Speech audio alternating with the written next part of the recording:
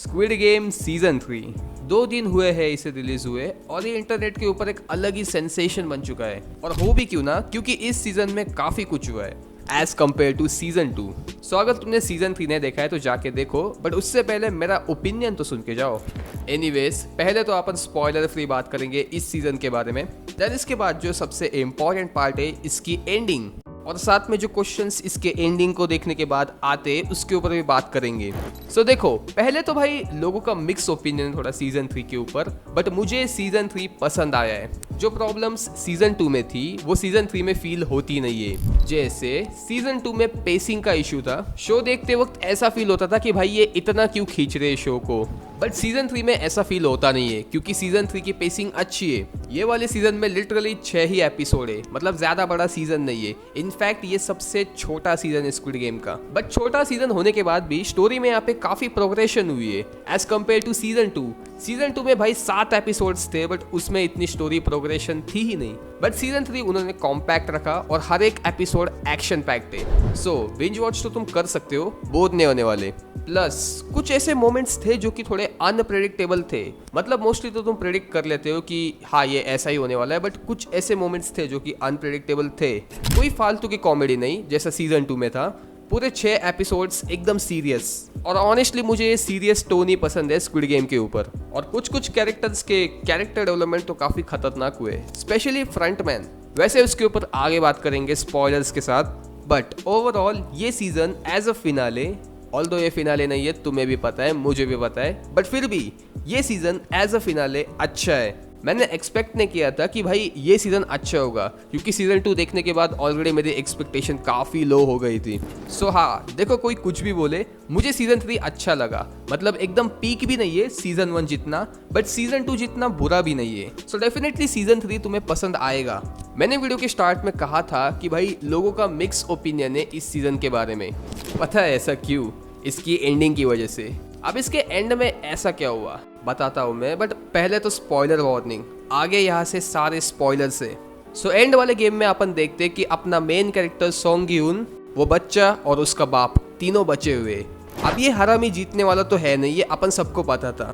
और अगले राउंड में अपना मेन कैरेक्टर उस बच्चे को मार के जीतने वाला था नहीं, ये भी पता था। सो ऑब्वियसली पता था कि भाई अपना मेन कैरेक्टर यहाँ पे मरने वाला है। सो होता भी वैसा ही है, सोंग ग्यून मर जाता है और ये बच्ची गेम जीत जाती है। इसके 6 महीने बाद अपन देखते हैं कि फ्रंटमैन उस बच्ची को अपने भाई डिटेक्टिव के घर पे छोड़ देता है। इसके बाद एक इंटरेस्टिंग सीन है, फ्रंटमैन सोंग ग्यून की जो फैमिली होती है, मतलब उसकी बेटी और बीवी, जो कि by the way Los Angeles में रह रहे हैं, उनके घर जाता है और उसकी बेटी को बताता है कि ये रहा तेरे पापा का जैकेट और ये ATM कार्ड, ये रख ले तू, क्योंकि तेरे पापा अब जिंदा नहीं है। आप समझ रहे हो, सोंग ग्यून के होटल रूम में जो कैश था वो एक्चुअली में चोरी नहीं हुआ था, वो फ्रंटमैन नहीं लिया था। इसके बाद सबसे इंटरेस्टिंग ओपिनियन आता है जिसकी वजह से लोगों का मिक्स ओपिनियन है। फ्रंटमैन की कार एक ट्रैफिक में रुकी हुई है अमेरिका में, और वहां पे वो देखता है एक छोटी सी गली में 2 लोग डाकेची खेल रहे हैं, और उसमें से एक रिक्रूटर है गेम की। मतलब बिल्कुल सेल्समैन जैसी, अपन इसे सेल्स वुमेन बुलाएंगे। बट इससे क्या पता चलता है कि भाई US में भी स्क्विड गेम है। ये देख के फ्रंटमैन थोड़ा सरप्राइज हो जाता है, और वो सेल्स वुमेन भी उसे ऐसे देखती है जैसे वो उसे जानती हो। बट मुझे नहीं पता है दोनों एक दूसरे को जानते हैं या नहीं, बट ये एक्ट्रेस को तो तुमने पहचाना ही होगा। सो केट ब्लिंचेट का ये कैमियो तो था, बट लोगों को प्रॉब्लम ये बात से है कि भाई नेटफ्लिक्स अभी भी स्क्विड गेम की मिल्किंग कर रहा है। मिल्किंग तुम्हें नहीं पता तो बेसिकली होता है किसी भी चीज को ज्यादा खींचना, और नेटफ्लिक्स यहाँ पे यही तो कर रहा है। स्क्विड गेम के नाम पे जितना पैसा कमा सकते हैं वो उतना ट्राई कर रहे हैं। और ये सीन से तो पता चलता है कि स्क्विड गेम का US वाला वर्जन भी आने वाला है, जिसकी शूटिंग शायद दिसंबर 2025 में शुरू होने वाली है रिपोर्ट्स के अकॉर्डिंग। और बताया जा रहा है कि भाई इसे डायरेक्ट करने वाले हैं डेविड फिंचर। अब ये भी एक सरप्राइज है, बट ऑनेस्टली इस बात से तो यार मैं भी थोड़ा डिसअपॉइंट हूँ कि नेटफ्लिक्स और कितना खींचेगा स्क्विड गेम को। इतने 3 सीजन देखने के बाद स्क्विड गेम काफी रिपीटेटिव लगता तो है। देखते हैं अब स्क्विड गेम USA क्या ही स्पेशल होगा। इससे बढ़िया भाई स्क्विड गेम इंडिया निकालते, भाई कितना प्रॉफिट होता उन्हें। बट खैर छोड़ो, तुम यहाँ पे रेडिट के ऊपर लोगों का ओपिनियन देख सकते हो स्क्विड गेम USA के बारे में। और ये जो पॉइंट्स यहाँ पे लोगों ने रखे हैं ये सारे वैलिड तो है।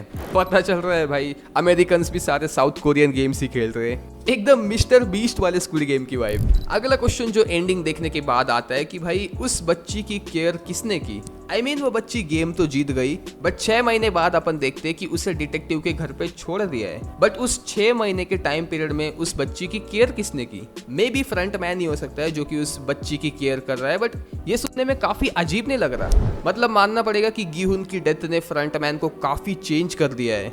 एक्चुअली तुम देखो तो दोनों सेम ही सिचुएशन में थे। फ्रंट मैन जब प्लेयर था तो उसके हाथ में भी चाकू दे दिया था लास्ट गेम के पहले, जिसकी वजह से उसने सबको मार भी दिया था और वो विनर भी बन गया था। इसके बाद फ्रंटमैन बन गया, बट यही सेम सिचुएशन गीहुन के साथ भी की, बट गीहुन ने किसी को मारा नहीं और ऊपर से एंड में उस बच्ची को रख दिया और खुद मर गया। सो ये जो चॉइसेस थी अपनी मेन कैरेक्टर की, वो पूरी अपोजिट थी फ्रंटमैन के। मतलब दोनों सेम ही सिचुएशन में थे, बट दोनों ने एकदम अपोजिट चॉइसेस लिए। उधर फ्रंटमैन की ह्यूमन साइड पूरी खत्म हो गई और यहाँ पे गीहुन की डेथ ने ये इंडिकेट किया कि भाई अच्छे लोग अभी भी एग्जिस्ट करते हैं। सो हाँ, गीहुन की डेथ ने इमोशनल कर दिया फ्रंटमैन को और चेंज भी कर दिया, क्योंकि फ्रंटमैन मानता था कि भाई गीहुन उसके जैसा ही है। और जो लोगों की भाई ये थ्योरी थी कि अपना मेन कैरेक्टर ही अगला फ्रंटमैन बनेगा, तो वो पॉसिबल हो सकता था। अगर गीहुन ने उस रात सबको मार दिया होता तो डेफिनेटली अगला फ्रंटमैन सोंग गीहुन ही बनता। बट अगर ऐसी एंडिंग होती तो भाई स्क्विड गेम को और भी ज्यादा बैकलैश मिलता, क्योंकि इमेजिन करो सीजन 1 में ये बंदा अच्छा है, सीजन 2 में भी ये लोगों को बचाने की कोशिश कर रहा है और सीजन 3 में तो भाई ये तो पूरा पलट गया। ये सेंस बनाता नहीं है, राइट? गीहुन की डेथ होना एक अच्छा एंड था, बट इन केस चलो अगर मान लेते हैं वैसी एंडिंग होती तो तुम्हारा क्या रिएक्शन होता, मुझे कमेंट से बताओ। अगला क्वेश्चन ये मेरे दिमाग में आया अभी, नंबर 11 और नंबर 16 और ये डिटेक्टिव वाली जो स्टोरी एंगल थी, ये इस सीजन में क्या करने की कोशिश कर रहे थे सीरियसली? क्योंकि देखो, एक मेन स्टोरी चल रही थी अपने गेम वाली और दूसरी स्टोरी साइड में ये चल रही थी, ये जो बोट वाली बकचोदी कर रहे थे वही। बट अगर तुम ये डिटेक्टिव वाला एंगल और वो जो नंबर 16 का बोट वाला भागने वाला एंगल वो तुम हटा दो इस सीजन से, तो क्या ही फर्क पड़ता है? स्टोरी में मेजरली कुछ भी चेंज होता नहीं है। तो मुझे समझ नहीं आया कि भाई ये क्या करना चाहते थे। मुझे तो उनका स्टोरी एंगल अभी भी यूजलेस लगता है। सो दैट्स इट गाइस, ये था डिस्कशन स्क्विड गेम की एंडिंग से रिलेटेड। अभी भी कई क्वेश्चंस तो है कि स्क्विड गेम कोरिया का क्या हुआ अब? मतलब अब कोरिया में स्क्विड गेम खत्म हो गए क्या? फ्रंटमैन अब एक नॉर्मल जिंदगी जिएगा? पता नहीं। देन इसके बाद भाई कुछ लोग अभी थ्योरी बना रहे कि गीहुन की बेटी अब स्क्विड गेम यूएसए में आएगी और अपने बाप की लेगेसी बरकरार रखेगी। लोग मौका नहीं छोड़ते भाई कुछ भी थ्योरी बनाने का।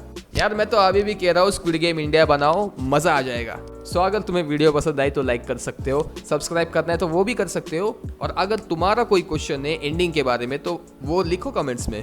मिलते हैं नेक्स्ट वीडियो में, बाय।